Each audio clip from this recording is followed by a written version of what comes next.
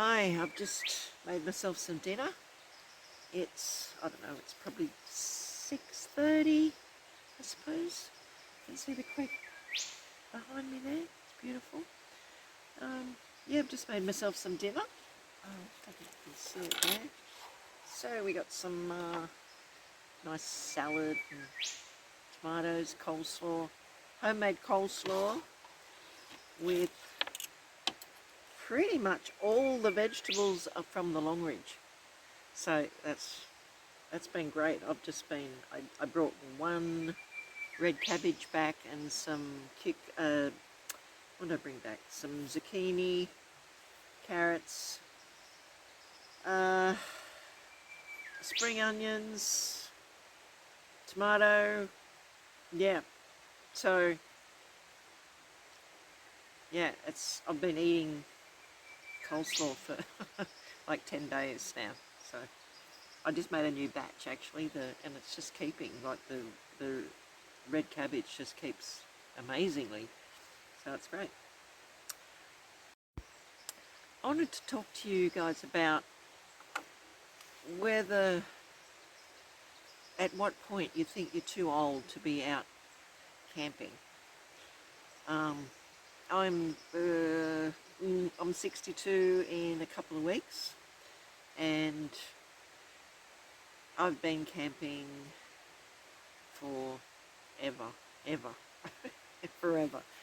More so probably the last 10 years by myself. You know, before that it was with the kids or my husband or both, you know, or friends. So, as I said before, I've travelled for 6 years around Australia, towing a caravan. Where are you too old? Or are you too old? And I think a lot of people think that they are, but I don't know. It depends on a few things. It depends on your health. It depends on um, what your expectations are, um, how much you want it. You want to go camping or go out in the bush or have some adventures. And I'm not just talking about camping either. I'm talking about kayaking or putting the boat in the river and going for a fish, or like, when do you feel that you're too old to be able to do that? But as far as camping goes, like I like to use, if I'm in a tent, I like to use a stretcher, mainly because it's getting a bit hard to get up off the ground, like off and off a blow-up mattress as well. Um, they make it even harder because there's no like firm bit that you can push on to get up. So since I've been using a stretcher, I've found it so much easier. And I don't have a big tent. I have I think they say it's a 4-man tent, but it's actually a 1 or 2-man tent in my mind. But I can fit 2 stretchers in it. I have put 2 stretchers in it before, and it's fine. It's very comfortable with 2 stretchers in it, because you've got all that storage underneath the stretchers that you can use, and it's very comfortable. Now you might want to put a little thin inflatable mattress on top of that, for a little bit of extra cushion. I've got a lot of cushion, so I don't really need that. But, some people like that.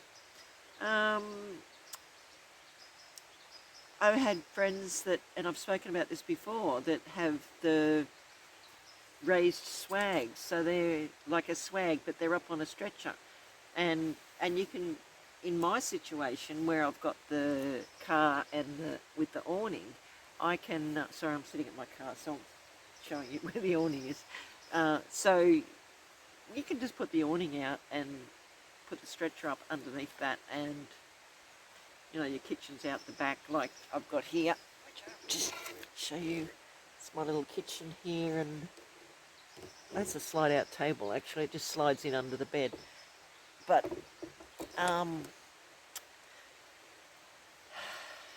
yeah. The other thing is, even if you're in like a van, like if you put a stretcher in a van, like if you've got a van and you just want to camping swap out sort of thing, just put a stretcher in there and sleep on the stretcher, and then you've got all that storage underneath still in your whiz bang. So that works really good because you do need a lot of storage. Like you do need to take stuff. So I I would also say don't purchase a big water carrier. I would suggest to purchase several smaller ones, like 5 litre or 10 litre. Water weighs 1 kilo per litre. So if you've got a 20 litre container, that's 20 kilos that you're lugging around. Now, if you've got bad shoulders or elbows or wrists or whatever, even knees or back, like that's quite a heavy weight. So, and it's also easier to store like 5 litre containers in and around your setup in your car or your van or whatever. It's easy to find a spot just to slot a 5 litre container rather than a big 20 litre container. You're not lugging it. And I have got a 20 litre container and it's got a tap on it, which I find great, but I don't actually have issues with my upper body strength, so it's fine for me. It doesn't really matter to me, but I am considering going down to a 10 litre because when I go away just for a few days, I don't need any more than 10 litres at all. Usually I'm camped near water, like I am today, so I don't need to take water to have a tub or anything like that. I just get in the water and in the creek and have a tub. And even for washing up water and things like that, you can use the creek water. You may not drink it, but you may not. You may boil it and it's fine, or put it through a water filter or whatever you may have. But yeah, that's just that's just a little tip, I guess, that to go to a smaller water container as you're getting older.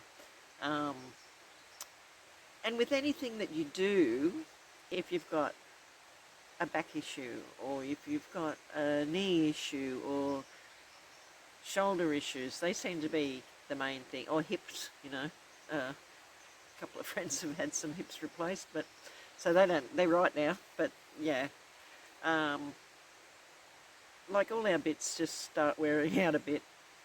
So you can certainly still do all these things, but just be sensible and do it within your means, and don't try and do what your kids are doing because you'll just hurt yourself, probably, unless you're a super crazy fit person, which I'm not, but I have friends that are, and like my hat goes off to them.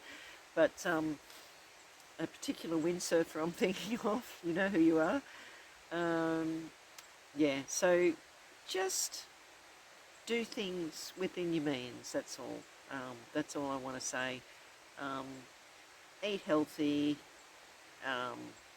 go where you feel comfortable, and you're going to have a great time, like truly. Alright, so with that, I'm going to eat my dinner because it's beautiful.